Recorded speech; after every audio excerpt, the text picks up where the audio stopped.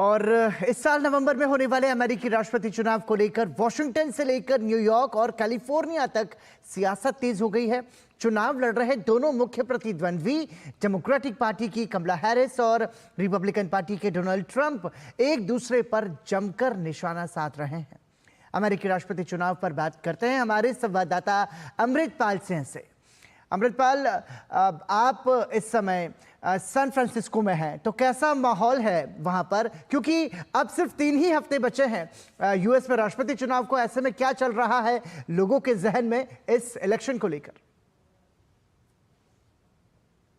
काफ़ी पोलराइज्ड है American society, American voter. जिन लोगों से मैंने कई लोगों से बात की इसको लेकर के आप क्या सोचते हैं, तो वो क्लियरली काफ़ी डिवाइडेड हैं। इमिग्रेशन के इशू पे हो, अबॉर्शन के इशू पे हो, इकोनॉमी को लेकर हो, तो वो डिविजन्स आपको जिस तरह की रेटरिक कैंडिडेट से आ रही है, वैसी ही सोसाइटी में आपको जब आप आम अमेरिकन वोटर से या नागरिक से बात करते हैं तो वो दिखता है। तो चुनावी माहौल गरमाया हुआ है और वहीं वोटर्स भी काफ़ी डिवाइडेड हैं। और इसके साथ अमृतपाल, देखिए, यदि हम स्विंग स्टेट्स की बात करें तो स्विंग स्टेट्स में पोल्स क्या कह रहे हैं, किस तरह ये स्विंग स्टेट्स झुकती हुई नजर आ रही हैं?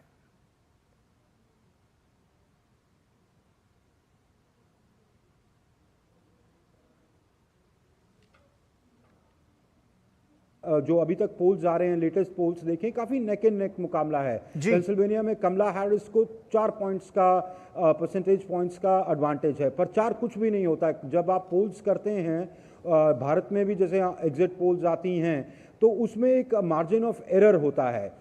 4 पॉइंट्स ऐसा मार्जिन ऑफ एरर, मतलब मार्जिन ऑफ एरर उसको इजीली कवर कर सकता है। तो ये कहा जा सकता है वो किसी भी तरफ जा सकती है पेंसिल्वेनिया। वैसे एरिज़ोना की बात करें, जो कि कैलिफोर्निया के नज़दीक वाली स्टेट है, कि बगल वाली स्टेट है, वहाँ पर मेक्सिको के साथ बॉर्डर शेयर करती है। इलीगल इमिग्रेशन का मुद्दा ट्रंप बहुत ज़ोर शोर से उठा रहे हैं। मेक्सिको के साथ जो वॉल की बात, वॉल ऑलरेडी एग्जिस्ट करती है और उसको स्ट्रेंथन करने की बात कर रहे हैं। जो इमिग्रेंट्स हैं उनको विलिफाई कर रहे हैं, उनको डोनाल्ड ट्रंप साहब ने मर्डर्स और रेपिस्ट तक कह डाला। तो ये सब उस स्टेट में भी डोनाल्ड ट्रंप को सिर्फ 6 परसेंटेज पॉइंट्स का एडवांटेज है। तो एरिज़ोना जैसी स्टेट में, हालांकि वो स्विंग स्टेट है, पिछली बार जो बाइडेन वहां से जीते थे, पर क्लियरली ये दिखता है कि मुकाबला नेक एंड नेक है। यही हाल दूसरी स्विंग स्टेट, 7 स्विंग स्टेट्स जैसे मैंने बताई, वहाँ पर भी पोल्स यही कह रही हैं, चाहे जॉर्जिया हो, चाहे विस्कॉन्सिन हो, चाहे और स्विंग स्टेट्स हो, तो वहाँ पर मुकाबला काफ़ी कांटे का है।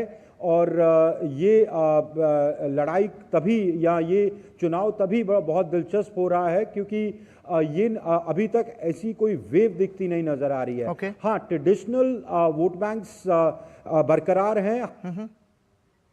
बहुत बहुत धन्यवाद अमृतपाल इस तमाम जानकारी के लिए और हमारे साथ जुड़ने के लिए। तो